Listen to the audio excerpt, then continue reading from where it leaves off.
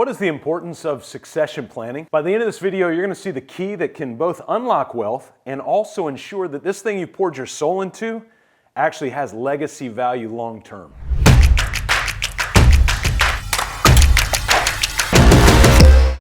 You wouldn't let 80% of your financial net worth just lie unmanaged, would you? And yet, that's what a lot of us are doing with our businesses. Buyers don't pay top dollar for your hard work or the 70 years of experience. They pay for systems. When we're talking about succession planning, there's some numbers that I think will help us to be able to rein this in while we're looking at it. And so I put them all down here, 4, 12, 30, 80, 20. My goodness, how many remember all those numbers? Let me walk you through it real quick. Number one, 4% of businesses live to see their 10th birthday.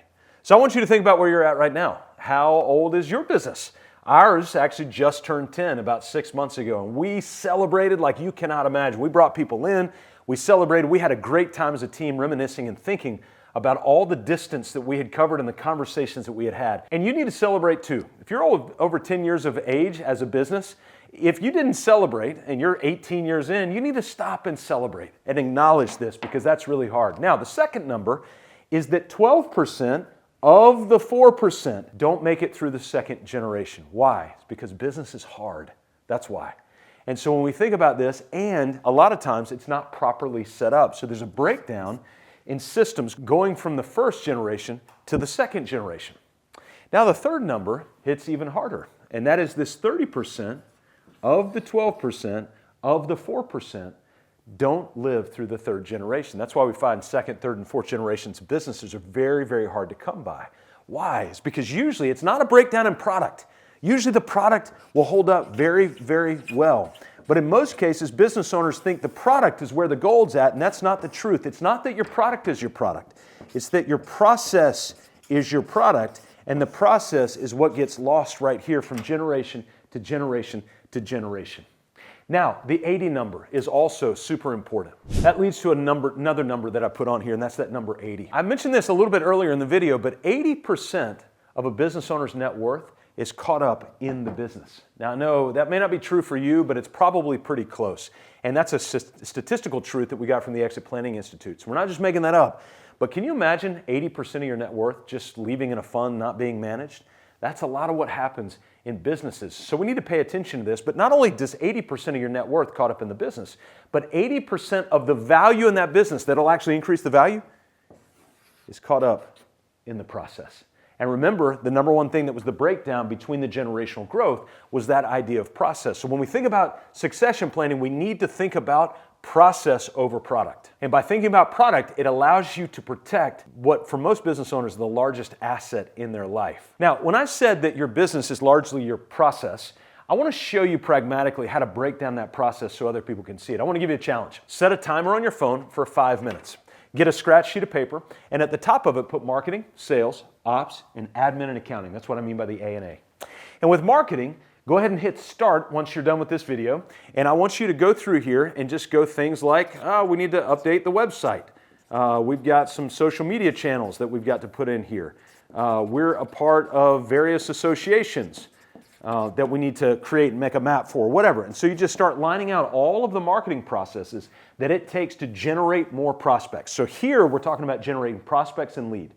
Now, here's a myth for a lot of people in marketing. They'll go, we don't do advertising, we don't do marketing, we're word of mouth. Well, special snowflake, when we say word of mouth, what do you think that is? That's marketing. The mouths are wording for you. So we need to be nurturing these mouths that are wording from you, getting together like cocktail parties or whatever it might be to start going out for coffee, going out for lunch so that we can start nurturing these things. So those are processes in the marketing vertical. Sales would be things like sales scripts, things like follow-up. How do we do sales follow-up? Appointment setting. There's a variety of things in your sales process. It could be a discovery process, on-site takeoffs, whatever it might be. But what is in that sales workflow that we need to get out of your head so other people can do it like you want to do it? Do you notice what I just said there? There's an owner's myth that says this: nobody else can do it like I can do it. Well, the reason is because you never trained them to do it like you did it. And the reality is, in that training, you might have told them once, but we need to follow the RPM method of training, and that is repetition, predictability, and meaning. Repetition, predictability, and meaning. My first ever manager at Pfizer, Skip, used to always say this: repetition is the mother of all learning. Repetition is the mother of all learning. You see where I'm going with this? He would always say it 3 times. And we are what we repetitively do, right? And so if we're repetitively training on how to update the website, training on how to follow up properly with prospects or people who have gotten appointments, now all of a sudden we're enhancing the value of our process, which increases the value of the asset that we're building. All right, let's go into ops. So this is the actual fulfillment of our product. If you're a videographer, this is actually videoing the stuff. If you're a home builder, this is building the house. Whatever you're doing to fulfill the product, we need to come in here and start writing all of the systems. We work with a lot of contractors. So I'll give you an example. The electrical walk, the permitting process, all of how to install can lights, all of these little things are in here.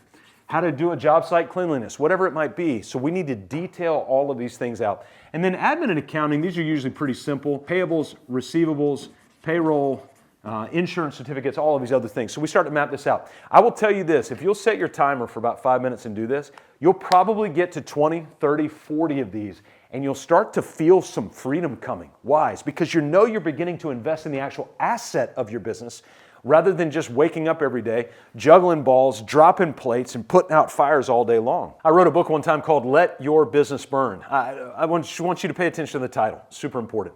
Why did I title it Let Your Business Burn? The majority of business owners spend their entire day going from fire to fire to fire to fire, putting out little fires, listening to the latest, loudest voice, and going, I feel like I'm throwing Hail Marys all day. Well, it's because you are. And Hail Marys are not a winning strategy for any team. And so what we say in reverse in a contrarian style is, let your business burn. When those little fires are going, just let them burn because 90% of them will put themselves out. Now, I did have somebody ask me one time, how do you know the ones that actually do burn the building down? Well, you'll learn over time. And unfortunately, they're expensive things to learn. But the reality is if we have process in place, the ability of that building to get burned down plummets at that point. It's like having insurance and smoke detectors and everything else that we have in the house. Now, you'll notice a final number that I put down here I haven't talked about, and that's this 20. Many of you might think, oh yeah, that's just I think it's the Pareto principle or whatever, 80-20. Well, the reality is 20's down here for a reason, because 20% of the businesses that actually go up and put up a for sale sign out in front don't actually sell. Isn't that crazy to think about? So 80% of the businesses that put up for sale sign actually just sit there. Why? You know why? Because you're not ready to sell. We don't have all of this stuff out in your head, and so now things glitch along the way, and we're playing with 80% of our net worth all being locked away in our head. This is why succession planning is so important. It's not about the product. It's about the process. The value of your business is in the process and the people of that business. And so you've got to, as the owner, make time to invest in that process. Think about this. All the things that you started to write out here, they're all in here. They're all up in your head, and so they're grabbed. And so what happens is when you decide to transfer your business, let's say to a second generation, then what we end up doing is we end up transferring, instead of a gift of generosity, we transfer a burden. Why? It's because all of this stuff is in our head. Nobody has access to this stuff that is in our head. And now we take all of this stuff in our head and we impose it on these other people, and they're going to act like they know what to do, even though quietly they just suffer over and over and over again. In reality, this thing that you thought was a gift was actually a burden. You don't have to do it that way. There is a different way to do it. And the different way is to create a powerful, simple succession plan. I want to tell you a story. We actually work with a lot of business owners who are family legacy transition owners, meaning they're in their 60s, 70s, and they want to transition their business out. And I will never forget, a father and son walked into our office, and the father had the humility to go, I don't want my son to experience what I have had to experience over the last 40 years. I want to leave him something of value that will grow rather than a burden that's going to ultimately bury him. I don't want his wife and kids to hate him. Isn't that a powerful statement?